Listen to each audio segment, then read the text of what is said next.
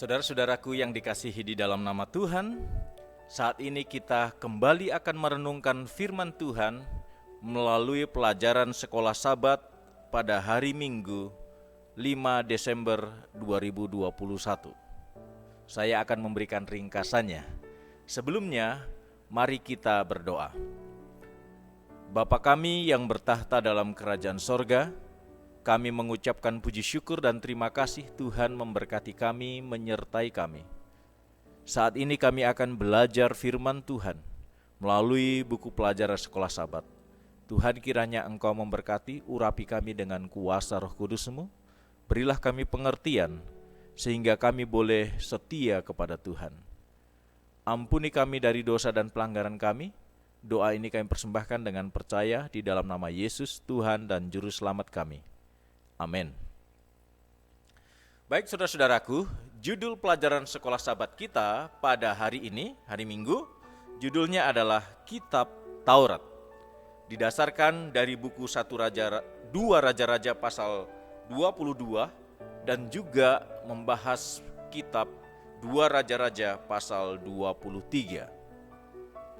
Diceritakan dalam pelajaran sekolah Sabat ini tentang seorang raja yang masih sangat muda.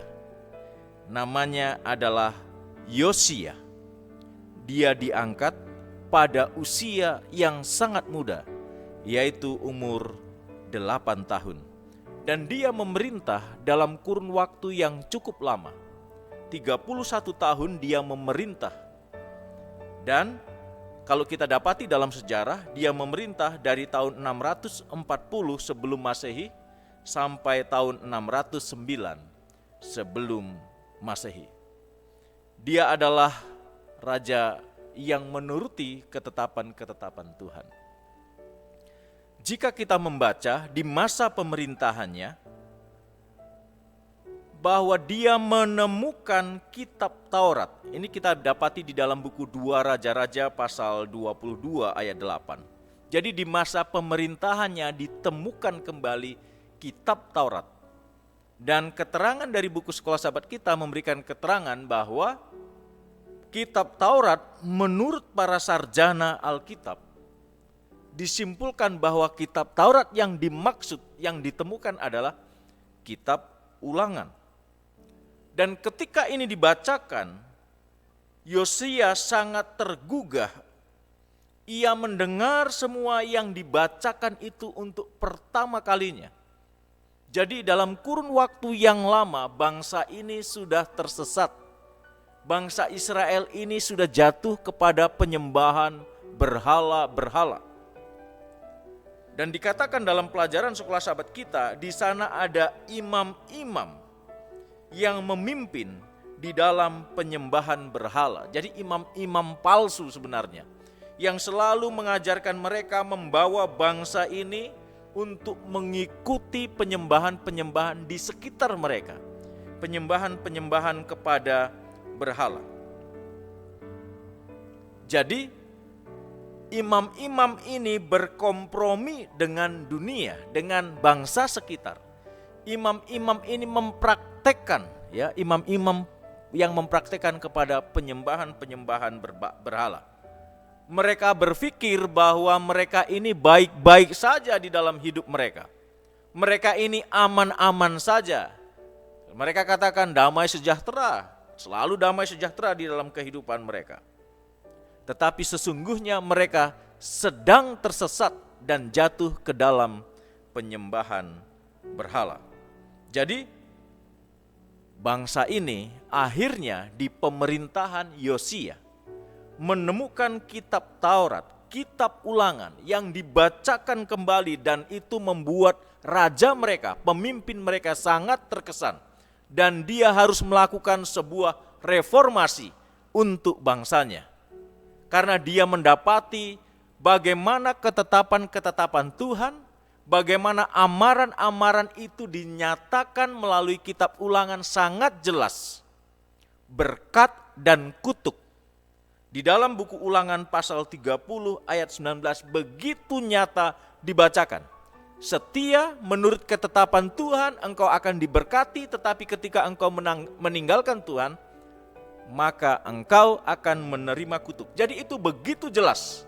Itulah sebabnya Yosia mau mengadakan reformasi. Maka di dalam buku Alfa dan Omega jilid 4 halaman 20 mengatakan, kitab itu penuh dengan kepastian tentang kesediaan Allah untuk menyelamatkan dengan sekuat tenaga, supaya mereka yang mau memberikan kepercayaan mereka dengan sepenuhnya kepadanya, sebagaimana ia telah bertindak dalam kelepasan mereka dari perhambaan Mesir, begitu juga ia mau bekerja dengan sekuat kuasanya dalam meneguhkan mereka di tanah perjanjian dan dalam menempatkan mereka pada bagian kepala dari bangsa-bangsa di bumi. Jadi bagaimana Tuhan mau meninggikan bangsa Israel kalau bangsa ini mau mengikuti ketetapan-ketetapan Tuhan, supaya bangsa ini menjadi kepala dari bangsa-bangsa yang ada di bumi. Dan di sepanjang pasal berikutnya kita bisa melihat bagaimana Yosia berusaha untuk menuruti perintah-perintah Tuhan. Peraturan-peraturan dan ketetapannya dia mau untuk semua bangsanya untuk mengikutinya. Di sana ada Imam Hilkiah yang setia untuk mendukung Yosia.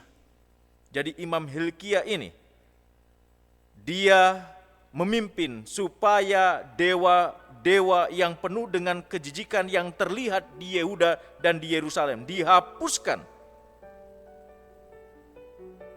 Jadi inilah yang dilakukan oleh Yosia. Saudara-saudaraku yang dikasihi di dalam nama Tuhan, mungkin saat ini kita tidak menyembah berhala secara langsung, ada patung dan yang lain sebagainya. Tapi kira-kira apa yang ada di gereja saudara?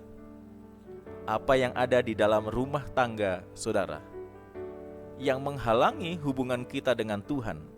Atau ada sesuatu, apakah itu pangkat, ataukah itu pendidikan, ataukah itu harta kita, yang kita anggap lebih hebat daripada Tuhan. Dan itu adalah berhala yang harus disingkirkan di dalam kehidupan kita saat ini. Sebagaimana Yosia berkomitmen mereformasi bangsanya untuk bangsa Israel menurut kepada Tuhan, tidak lagi menyembah kepada berhala yang menjijikkan. Inilah ringkasan pelajaran sekolah sahabat kita pada hari ini. Kiranya Tuhan memberkati kita. Amin.